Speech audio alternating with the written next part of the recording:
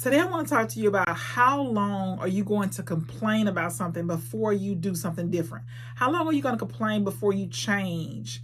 How long are you going to complain about the same thing over and over again? What I always advise people when they're complaining about something, and for myself as well, look at your actions. Look at your actions every single day. It tells us everything. Look at your results. Look at what's happening. Look at what you're receiving every single day. Look at the actions that you look at the actions that you're taking and look at the results.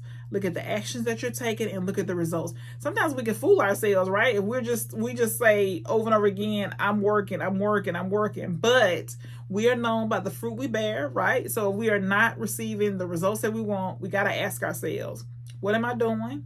What actions am I taking?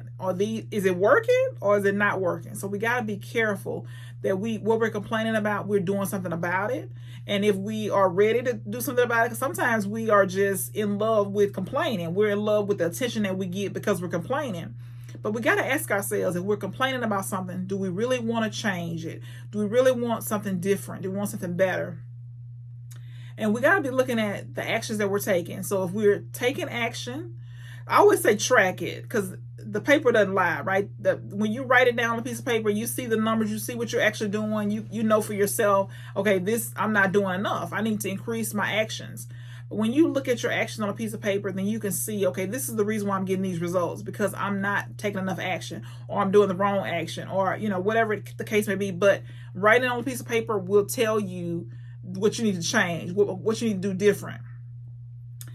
I heard this some time ago. It says the quote was, your bank account is a reflection of your self-esteem. And so I thought this was so interesting. So if you are not where you want to be financially, things are not going the way you want them to go, you got to see, okay, do I believe in myself? Do I believe that I can do it? Do I believe in the value that I bring? Do I believe in myself? And you got to be talking to yourself, working on your self-esteem, working on your goals, whatever it is you're supposed to be doing. Work on that so that your bank account will be where you want it to be. But work on your self-worth. Know how valuable you are, no matter what. No matter if you make any changes or not, you're still valuable. Of course, there's actions we can take, right? But I'm saying that we're valuable in ourselves. We have what we need inside to feel our destiny. We have inside of us what we need to move forward, and no excuses, right? We can do what we need to do, what we have already.